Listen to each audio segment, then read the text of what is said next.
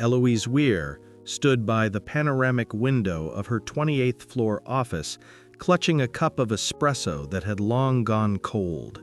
Below, the city glittered with 1,000 lights, but her gaze was fixed on emptiness.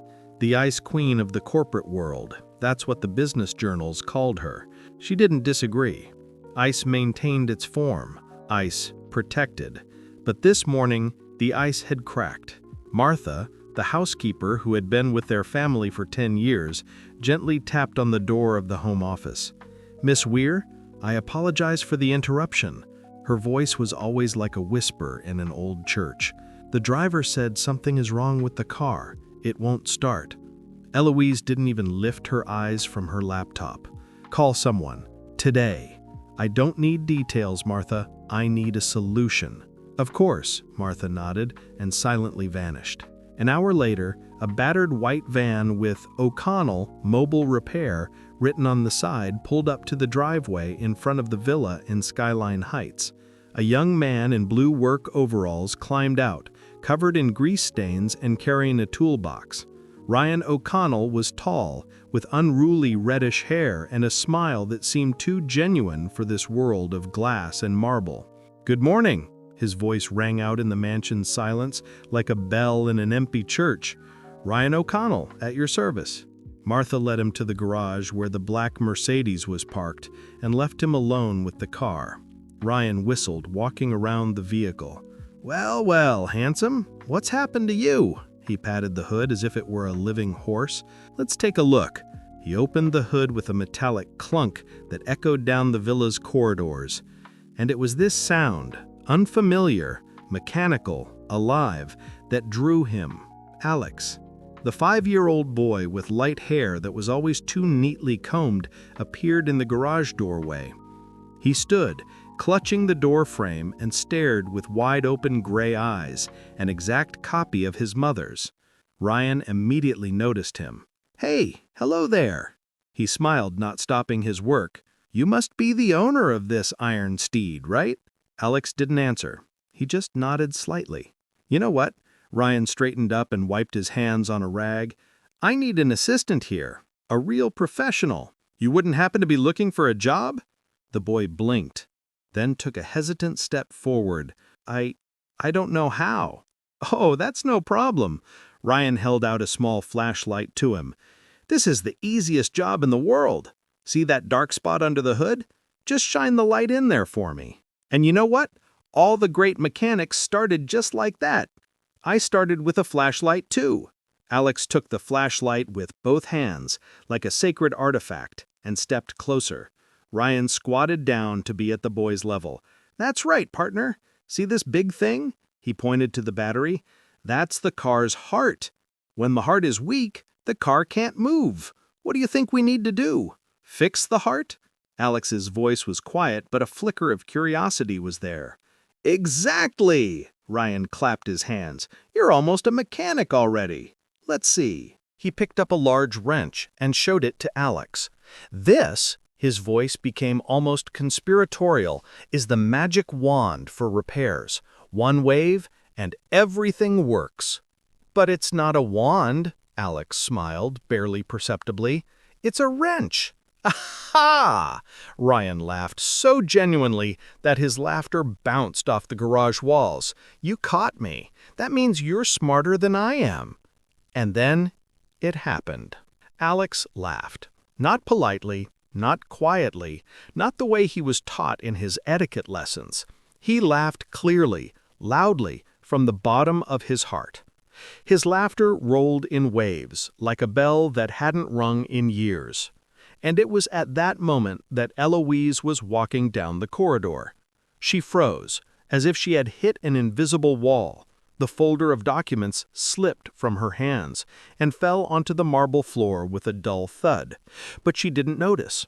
Her son, her quiet, sad, always serious son, was sitting on the garage floor turning an old tire given to him by the strange mechanic and roaring with laughter as if he had discovered the funniest secret in the universe.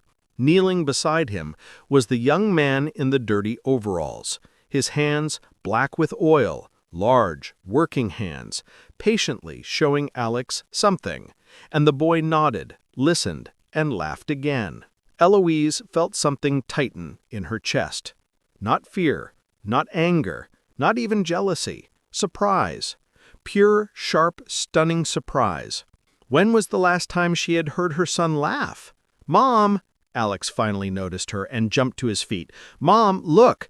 Ryan says I can be a mechanic. He says the battery is the car's heart.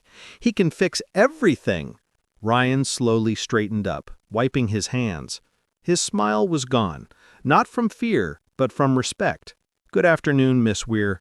Ryan O'Connell. Sorry about the mess. We were just," he glanced at Alex, "having a crucial consultation on technical mechanics."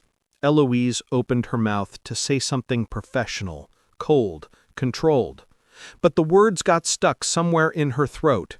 She looked at her son. "He was laughing." "Yes, ma'am," Ryan nodded. "He has a good sense of humor and a great intuition for mechanics." Eloise crouched down in front of her son. She never did that, always standing, always above, always in control. But now something had changed. "Alex," her voice trembled, Do you like it?" "Yes!" His eyes were shining. "Ryan said if I study well, he'll show me how to change the tires. Real tires, Mom!" She touched his cheek. There was a smudge of grease, and she didn't wipe it off. She simply hugged her son, pulled him close, ignoring her spotless Armani suit, and closed her eyes. "Thank you," she whispered, without opening her eyes. "Thank you." Ryan stepped back, as if understanding that this was not a moment for him. "The car is ready, Miss Weir. Just loose terminals. Everything works."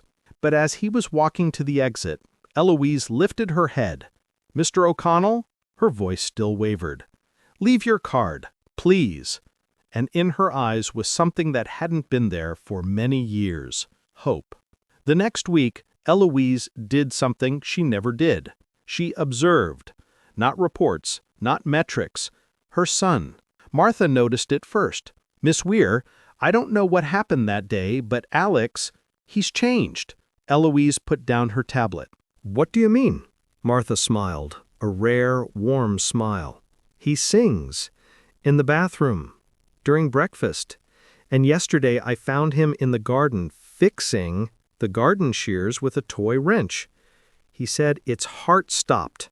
Something warm spread through Eloise's chest. "He said? About the heart?" "Yes, and you know what's strangest? He was talking to himself, calling someone partner, saying, 'Partner, hand me wrench number 5. That evening, Eloise finished work early, at 6, not at 9. She went upstairs and paused by the door of the nursery. Alex was sitting on the carpet, surrounded by all his toy cars, expensive collectible models he almost never touched. "Yes, partner," he said seriously, turning a small red Ferrari in his hands. "This car needs a new gearbox. See, there are gears inside." Eloise initially wanted to go in, but instead she just stood and listened. "Ryan says all cars have a soul, even toy cars. It's just their soul is smaller, but it's there." She stepped back, without making a sound, and went downstairs. In her office, she sat in the dark for a long time, looking at Ryan O'Connell's business card lying on her desk. Then she did something she had never done. She picked up the phone and wrote a personal text message, not through Martha, not through her secretary, herself. "Mr. O'Connell, we have a problem with the electronic gate. Perhaps you should come for an inspection. Eloise Weir." The response came 3 minutes later. "Good evening, Ms. Weir. Does tomorrow at 10 a.m. work? Ryan." She looked at the message. Then she wrote something that would have surprised anyone who knew her. "It works. Thank you. P.S. Alex will be happy." The next day, when the white van pulled up to the villa, Alex was already standing by the window. "Mom!" He flew into her office. "Mom, it's Ryan. He's here." "Yes," Eloise closed her laptop. "We really do have a problem with the gate." But as Alex ran out to meet him, Martha quietly said, "The gate is working perfectly, Ms. Weir." Eloise didn't answer.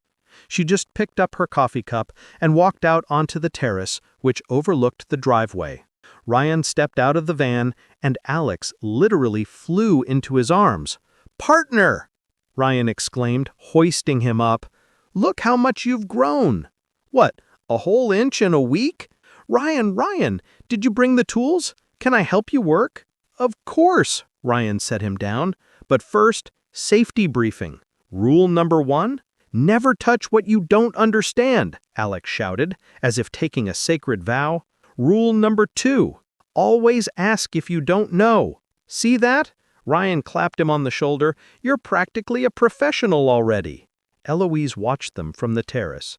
She saw Ryan showing her son the mechanism of the electronic gate, how patiently he explained every detail, how he allowed him to push buttons and turn screws under supervision. And suddenly, for the first time in 5 years, she felt envy. Not malicious, not bitter. Envy for how easily it came to this young mechanic, how naturally he spoke with her son, how simply he did what she couldn't manage for years. She walked down the stairs and approached them. "Ryan," she said, and the former coldness was gone from her voice. "What are we inspecting today?" Ryan straightened up, slightly surprised that she had used his first name.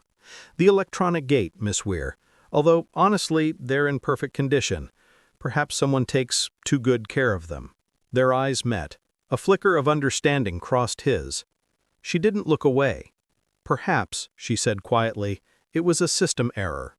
"Perhaps," he smiled, "but you know prevention is never a bad thing, especially when there's such a diligent assistant." Alex, oblivious, continued to turn a small screwdriver. "Ryan, why are the wires different colors?" he asked. "Oh, that's a great question." Ryan squatted down. "See?" And they were immersed again in their world of mechanisms and explanations. And Eloise stood nearby, not leaving, not controlling, just being there. And it was strange, and scary, and right. That evening, as Ryan was about to leave, Alex came into our office. He still smelled of oil and metal. "Mom," he said, and his voice was serious, "when I grow up, I want to be like Ryan." Eloise put down her documents. "Why?" "Because," he thought, searching for words, "he fixes broken things, and he makes them work again. That's important, right?" She looked at her son, at his shining eyes, the smudge of oil on his cheek, the happy smile, and for the first time in many years, she didn't say what she was supposed to say. She didn't mention Harvard, the family business, or that O'Connells don't build, they own. She simply hugged him. "Yes, Alex, that is very important." The next morning, she did something that surprised even herself. She called Ryan personally. "Mr. O'Connell," she said, "without formalities, without coldness, I need to talk to you, privately, regarding a long-term collaboration." "Certainly, Miss Weir." His voice was slightly surprised. "When is convenient for you?" "Today. Not at the villa. At my office downtown. 3 in the afternoon." A pause. "Is this about the car?" "No." She smiled, though he couldn't see it. "It's about something much more important." Ryan arrived at the central office of Weir Industries at 3 in the afternoon. He had changed into a clean shirt and jeans, the best he had. Still, he looked out of place among the marble columns, chrome elevators, and people in suits that cost more than his van. The secretary at the reception, an elegant woman in her 40s with a hairstyle that wouldn't budge in a hurricane, sized him up with an assessing look. "Mr. O'Connell?" "Yes, ma'am." "28th floor. Miss Weir is waiting." The elevator took him up so fast his ears popped slightly. The doors opened, and he found himself in a spacious, glass-walled office with all of Kiev spread out below. Eloise was standing by the window, her back to him. She wore a severe navy blue suit, her hair pulled back in a perfect bun. "Mr. O'Connell," she said, without turning, "thank you for coming." "Of course, Miss Weir." She finally turned around. The usual icy mask was gone from her face. There was determination, but something else, too. Vulnerability. "Please, have a seat." He sat in a leather armchair that felt too soft. Eloise sat opposite him, folded her hands on the desk, and looked at him for a long time. "I'm not used to asking," she finally said. "I'm used to ordering, buying, controlling. But what I want to ask you for can't be bought." Ryan remained silent, waiting. "My son," her voice trembled ever so slightly, "hasn't laughed in 6 months. Maybe longer. I don't even remember. His father left us when Alex was 3. Since then, I've tried to be the mother, the father, and everything. But I don't know how to be who you are. Miss Weir." "No, let me finish." She raised her hand. "You came to fix a car. In an hour, you did what I couldn't do in 2 years. You brought back his laughter. And I don't know how it happened, but I know one thing. I want it to continue." She slid a folder across the desk between them. "This is a contract. I propose you become a private technical consultant for our estate. Double your usual rate, a fixed schedule, twice a week, plus on-call if necessary. Medical insurance, paid vacation." "Miss Weir," Ryan interrupted her, "are you offering me a job as a nanny?" "No," she shook her head sharply. "I am offering you to be yourself. Just be around, fix things, talk to him, do what you do naturally." Ryan leaned forward. "Why?" "Because—" She closed her eyes, and when she opened them again, they were glistening with tears she wouldn't allow to fall. "I don't know how to be just a mom. I know how to run companies, sign contracts, negotiate with billionaires. But I don't know how to talk to my son about wrenches. I don't know how to make him laugh." Ryan leaned back in his chair, studying her face. "Miss Weir, with all respect, you can't hire someone to fix your family. It doesn't work that way." "I know," she whispered. "But I don't know any other way. I'm used to solving problems with money, contracts, agreements. That's the only language I know." Ryan stood up and walked over to the window. He looked at the city for a long time. "You know," he said without turning around, "my dad worked a lot too. He was a truck driver, gone on trips for a week at a time. But when he came back, he was present, really present. Not on the phone, not on the laptop, just with us." He turned around. "I can't be a father to your son, Miss Weir. But I can be a friend, a big brother, a mentor. If you truly want that, I'd be happy to. But not with a contract." Eloise wiped her eyes, allowing herself to look vulnerable for the first time in years. "Then how?" "Just invite me," he smiled. "Don't call me out. Invite me.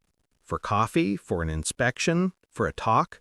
And," he pointed to the folder, "keep that money. Buy Alex a real workshop with actual tools. Let him fix things himself." She looked at him for a long time. Then, unexpectedly for both of them, she smiled. A real warm smile. "Ryan," she said, "you are an unusual person." "I've been told. So, do I have that coffee invitation?" "You do." She extended her hand. "But I'm still signing the contract, so you have medical insurance. Tools are dangerous." He shook her hand. "Deal, Miss Weir." "Eloise," she corrected him. "If you're a family friend, call me Eloise." A week later, after 8 in the evening, Ryan got a call. Martha's voice was anxious. "Mr. O'Connell, I apologize for the late hour, but there's been an accident." Ryan's heart sank. "Alex?" No, he's fine. It's just, he dropped his favorite toy, a collectible model Ferrari. It shattered, and he won't stop crying. Miss Weird doesn't know what to do." Ryan was already grabbing his van keys. "I'm on my way. 15 minutes." He arrived in 12. In the living room, Eloise and Alex were sitting on the huge white sofa. The boy was leaning against his mother sobbing, and she was stroking his head with such confusion in her eyes, as if she were grasping at the last straw. On the floor lay the fragments of the red car. "Partner," Ryan said softly, kneeling beside them, "I hear we have an emergency." Alex lifted his tear-stained face. "Ryan, I broke it. It was so beautiful, and now—" Hey. Ryan carefully picked up the largest fragment. "Who said it's broken? But look, I see." Ryan turned the fragment over in his hands. "I see damaged parts. I see a problem. But you know what else I see?" Alex wiped his nose with the back of his hand. "What?" "I see a challenge," Ryan smiled. "See those little metal pins? Those tiny screws? It's like a puzzle. A difficult puzzle, yes, but you and I are a team. And teams don't give up, right?" Alex nodded, wiping his tears. "But it's so small. I'm afraid we can't." "And you know what?" Ryan stood up and held out his hand to him. "How about this? Right now, I'm going to get my magic toolbox from the van, then we'll lay all the pieces out here on the table, and we'll see what we can do. No promises, but with hope. Deal?" The boy grabbed his hand and pulled him toward the exit. Ryan turned back to Eloise. She was looking at him with such gratitude that he felt embarrassed. "I don't know if I can fix it," he said quietly. "It's a collectible model. The parts are tiny." "You've already fixed it," she whispered. "You stopped him from crying. That's more than I could do." For the next 2 hours, Ryan, Alex, and Eloise sat at the large dining table, surrounded by fragments, tools, and a magnifying glass.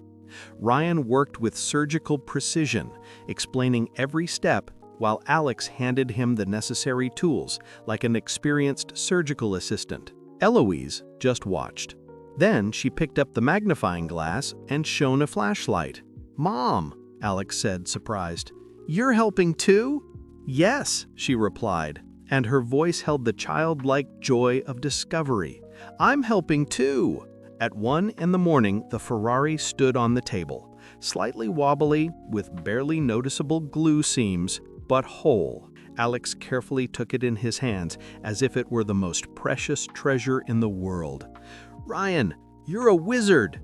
"No, partner." Ryan put a hand on his shoulder. "You and I are a team. And this car is special now. See those seams? They are its scars. They remind us that even broken things can be fixed, and that after a repair, they become stronger." Alex looked at the car, then at Ryan, then at his mom. "Like people?" he asked softly. "Do people have scars too?" Ryan and Eloise exchanged glances. "Yes," Eloise replied, hugging her son. "People do too, and that's okay." When Alex finally fell asleep, Ryan was packing up his tools by the van. Eloise came out to him. "Ryan," she said, "how much do I owe you?" He laughed. "For the Ferrari? Nothing. That was a family crisis. Family doesn't pay." "Family," she repeated quietly, tasting the word. "Do you really think so?" "Eloise," he closed the toolbox, "I saw you sitting at the table today. You were holding the magnifying glass. You were asking which screw to hand me. You weren't working on your laptop, not answering calls. You were present, really present." "I was scared," she confessed. "I was afraid I was putting my hands in the wrong place, saying the wrong words, making the wrong moves." "And what happened? Did you put your hands in the wrong place?" She thought about it. "No, I just helped. See, you're learning. And you know what? You're not just fixing the Ferrari, you're fixing something bigger." She looked at him for a long time, and then, unexpectedly for both of them, she hugged him. Quickly, tightly, and immediately stepped back, as if startled by her own boldness. "Thank you," she whispered, "for everything." Ryan got into the van, but before driving away, he lowered the window. "Eloise," he said, "next time something breaks, not just things, but anything, call me. I'll come. Even if it's not a car? Even if it's not a car at all. She waved to him, watching the van disappear into the darkness. And then she went up to Alex's room.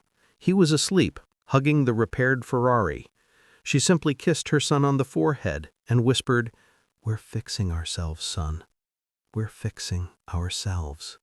The following weeks, something fundamental changed in Eloise Weir's life. She canceled the Thursday investor meeting. Instead, Thursday became Mechanics Day. Ryan would come over, and he and Alex would fix something in the garage, which was gradually turning into a real workshop. Friday reports now waited until Monday. Her assistant, Valeria, was initially in shock. "Ms. Weir, you have a meeting with Deutsche Bank representatives at 4. "Reschedule it," Eloise replied, putting on a jacket. "But it's important." "Valeria," Eloise turned around, and there was something new in her eyes. "There are things more important than Deutsche Bank." She left the office at 3, not 9 in the evening. A surprise awaited her at home. Alex and Ryan were sitting on the garage floor, surrounded by the parts of her work laptop. What are you doing?" Eloise froze in the doorway. "Mom," Alex jumped to his feet. "You said it was running slow. Ryan says the problem is the cooling. We can fix it." Ryan stood up, wiping his hands. "Eloise, I apologize. We should have asked. Alex said you complained about overheating, and I thought—" "No," she slowly put down her bag. "No, that's fine. It's just, that's my work computer. There's important information on it." "I made a backup," Ryan said. "First rule of repair, always protect the data." Eloise walked closer. She looked at the components, at the screen, at her son's hands carefully holding a tiny fan. "Show me," she said. "What?" Ryan was surprised. "Show me what you're doing. I want to learn too." And for the next hour, Eloise Weir, CEO of a billion-dollar company, sat on the garage floor learning how to clean a laptop's cooling system. Her hands were shaking. She was afraid of breaking something, but Ryan patiently showed her, and Alex cheered her on. "Good job, Mom. See that little screw? Be careful." When they finished, the laptop was running silently. Eloise looked at her hands dirty with dust and suddenly laughed. Truly, loudly, without covering her mouth with her hand. I fixed my laptop." She looked at Ryan with childlike wonder. "I really fixed it." "You fixed it," he smiled. "And you know what? Now, when it starts slowing down again, you'll know what to do." That evening, after Alex fell asleep, Eloise looked at her hands for a long time. She didn't wash them right away. The grease stains seemed like metals. She picked up her phone and wrote to Ryan, "Thank you, not just for the laptop, for giving me back my son. And myself. E." The reply came a minute later. "Eloise, you're doing it all yourself. I'm just holding the flashlight. R." She smiled and put the phone down. And then she did something she hadn't done in years. She opened her old album, the one forgotten in the closet. There were photos of her childhood, her on a bicycle, her with her father teaching her to change a tire, her in dirty overalls smiling and happy. When had she forgotten that girl? When had she stopped fixing and started only managing? The next Saturday was special. Ryan invited them to the annual classic car meet on the outskirts of the city. A huge field filled with vintage cars, the sound of engines and the smell of gasoline. Alex was breathless with excitement. "Mom, look! That's a real 1967 Mustang! And look, a Dodge Charger, like in the movie!" Eloise walked behind them, dressed for the first time not in a suit, but in jeans and a sweater. She felt exposed without her corporate armor, yet at the same time, light. Ryan introduced them to his mechanic friends, men with grease on their hands, open smiles, and stories about engines. "So, this is the famous Eloise," one of them said, a man in his 50s with a gray beard. "Ryan told us a lot about you." "Really?" She was surprised. "Yes, said you were the best boss he knows, and that you're learning to listen to your son." Eloise glanced at Ryan. He looked embarrassed. "Well, it's true," he mumbled. Alex ran up to an old red convertible, and the owner, an elderly man, offered him a seat behind the wheel. "Go on, kid! Turn the key! Hear it roar!" Alex turned the key, and the engine rumbled, low, powerful, like a lion waking up. The boy practically jumped with delight. "Ryan! Mom! Did you hear that? That's a real roar!" Eloise stood next to Ryan, and suddenly she felt him gently touch her hand. "Thank you," he said quietly. "For what?" "For coming. This is my world, and it means a lot that you allowed Alex to be here. And yourself, too." She looked at him, at his sincere face, at the way he looked at her son with such pride, as if he were his own child. And suddenly, she realized something important. She was falling in love. Not with an idea, not with an image, with a living person who smelled of oil and had golden hands, with the person who gave her back her son and herself. But she said nothing. She just squeezed his hand in return. "Thank you, Ryan, for everything." That evening, as they drove home, Alex fell asleep in the back seat, exhausted from the excitement. Eloise was driving, and Ryan was sitting next to her. "You know," he said suddenly, "when I first came to your place, I thought it was a routine call. Broken battery, an hour's work, and I'd be gone." "And what happened?" she asked quietly. "I met a boy who had forgotten how to laugh, and a woman who had forgotten how to live. She wanted to be offended, but couldn't, because he was right." "And what did you do?" "I just was myself," he shrugged. "I showed him that broken things can be fixed, and that it's fun." "And did you fix me, too?" He looked at her. "No, you fixed yourself. I just held the flashlight." She smiled through her tears. "You know what Alex told me yesterday?" "What?" "That when he grows up, he wants to have a family like ours." She paused. "He said, like ours, not like Mom's, like ours." Ryan was silent, but she saw his shoulders tense slightly. "Ryan," she didn't take her eyes off the road, "I don't know what this is called. You are more than a mechanic to us, more than a friend. You are family," he finished quietly. "I feel that way too." They drove on in silence, but it was not the cold silence of the old Eloise. It was the warm, comfortable silence of people who understood each other without words. At home, Ryan helped her carry the sleeping Alex out of the car. The boy was heavy, but Ryan carried him like a feather and gently laid him on the bed. Eloise covered her son with a blanket and kissed his forehead. "My little mechanic." They left the room, and Ryan was about to leave when she stopped him. "Ryan, wait." He turned around. She stood in the dim corridor light, and for the first time he saw her not as the Ice Queen, but simply as a woman, vulnerable, sincere, alive. "In a week," she said quietly, "Alex is going to visit Grandma Martha for the weekend. She's been asking for a long time." "That's good," he nodded. "He needs time with other people."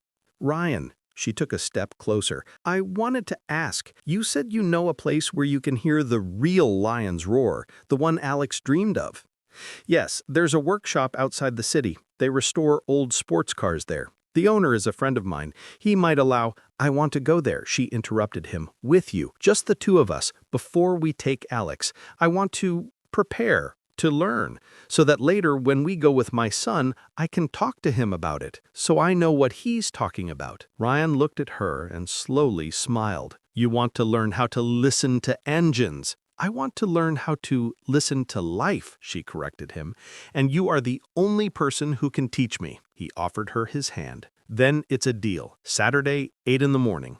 Get ready. It's going to be dirty." She squeezed his hand and held on for a little longer than necessary. "I'm ready for the dirt," she smiled, for the first time in years. When Ryan left, Eloise stood by the window and watched his van disappear into the darkness. Then she took her phone and wrote, "Ryan, is it true that broken things become stronger after repair?" The answer came almost instantly. "Yes, because the scars remind us that we survived, and that someone cared about us enough to fix us." R. She pressed the phone to her chest and cried. But they were not tears of sadness. They were the tears of a woman who had finally allowed herself to be broken so that she could be fixed. Saturday dawned cold and bright. Eloise woke up at 6 in the morning, not to an alarm, not to anxiety, but to anticipation. She put on the old jeans she found at the bottom of her closet, a warm sweater, tied her hair back in a simple ponytail. When she went downstairs, Martha raised her eyebrows in surprise.